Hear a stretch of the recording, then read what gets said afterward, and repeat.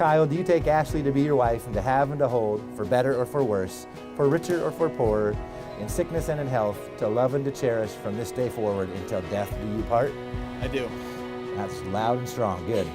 Ashley, do you take Kyle to be your husband, to have and to hold, for better or for worse, for richer, for poorer, in sickness and in health, to love and to cherish from this day forward until death do you part? Yes, I do.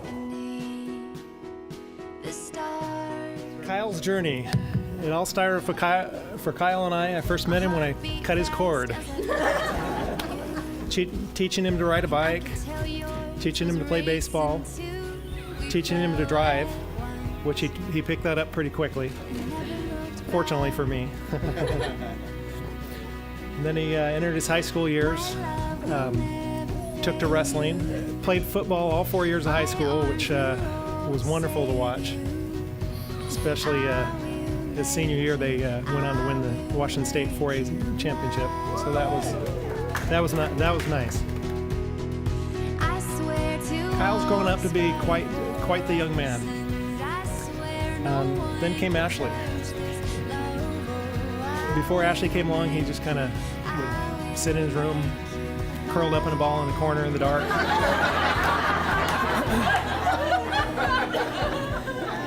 She brought him out of his shell.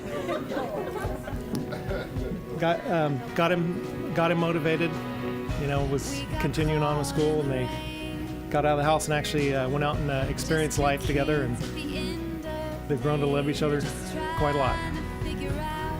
And it's quite awesome to have her as my new daughter-in-law. Bless you both, and many years.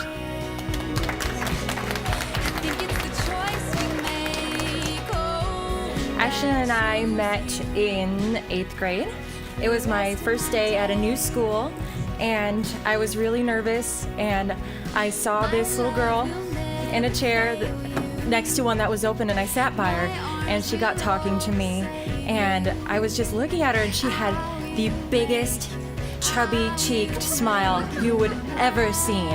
This was before she was skinny. And I thought to myself, this is the cutest little thing ever. She has to be a nice person.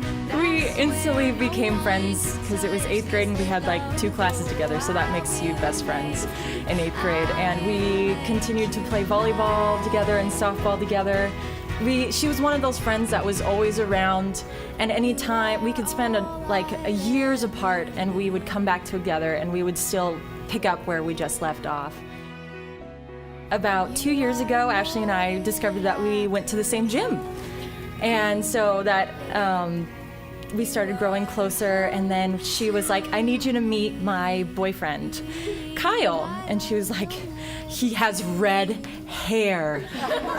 If you know anything about Ashley, she loves anybody with red hair. She instantly loves you. And so we go to On the Border, where I got to meet Kyle, and he was our waiter. And I instantly saw why Ashley fell in love with him. He is just all smiles, and he's so nice, and I was a waitress, and I was like, this guy is good. And so he's just so kind and catering to everything that we needed, and he really is like that outside of his job, obviously, to Ashley, which is what she needs because she's a little bit higher maintenance than other girls. So it's just so good to see that even though they are very different in some aspects, that they really do complement each other, and they're such a good match. And so I would just like to give a toast to the happy couple. Congratulations, guys. Well, I first met Kyle like 5-6 years ago or something like that. Just hanging out at my house through my friend Taryn, actually. First memories I had of him were questionably appropriate. We were making beverage apparatuses in a kegerator. But you made a beer bong and we're drinking beer. Yeah, what he said. But through those 2 times, I learned a lot about Kyle. I learned, well, one, he's the same kind of person I am. We're just going for it and gonna make it happen. Consequently, that beer bong wasn't perfect. It had some flaws, but it worked pretty well. And the second time, or probably the second time, was we were picking up the fridge. He actually spent 7 hours with me in the emergency room because I got stabbed by the fridge. But I learned about Kyle's loyalty, his friendship, his generosity and niceness. Just a great time. You've known each other from the first glance of acquaintance to this point of commitment this afternoon. At some point, you decided to marry. From this moment to this moment, yes, indeed, you have been making promises and arrangements in an informal way all along the way.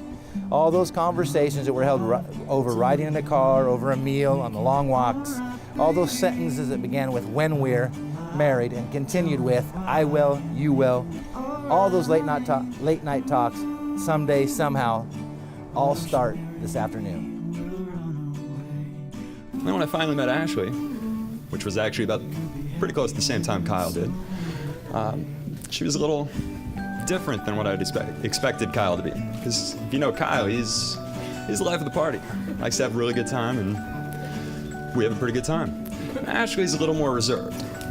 But what I later found out was the same things I saw in Kyle were right there in Ashley.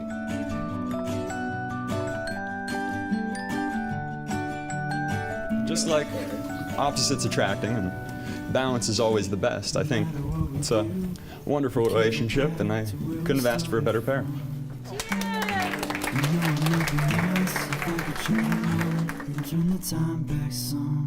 You know all these things we promised and hoped and dreamed. Well, I meant it all, every word.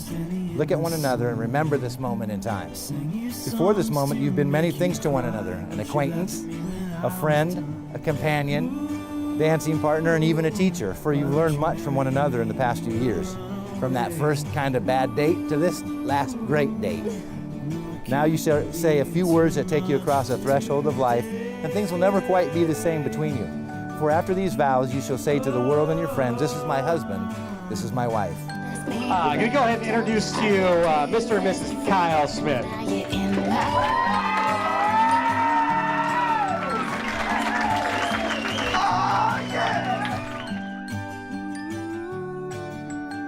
Okay, I'm Lisa Burson. I'm the mother of the bride, and some of you might know that I'm also a teacher, and so my little talking about is going to do with the theme of having a lesson. And so Ashley's grandparents have been married for 58 years.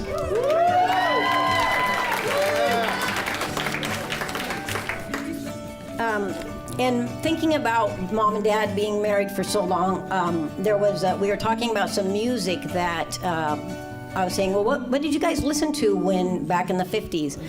And she said, well, there was one singer, and his name was Johnny Ray. And he had a very famous song, and it was called "The Little White Cloud That Cried."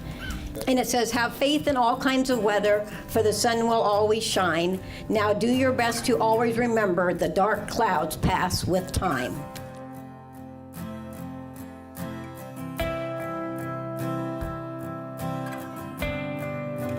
I was thinking about that in my theme of perseverance, and that is true that you fall in love, but you need to always fall in love again and again with the same person. And in continuation of my lessons that I wanted to tell Kyle and Ashley was, when you are angry, count to 100. The first duty of love is to listen, and something that I don't use all the time is to always have a sense of humor.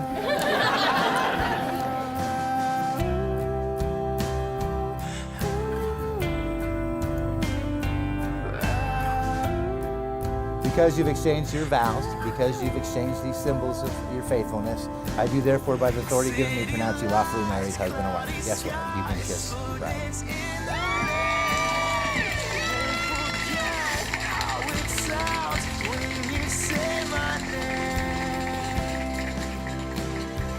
Ladies and gentlemen, it's my privilege to introduce to you for the first time in public the newly married couple, Mr. and Mrs. Kyle Smith.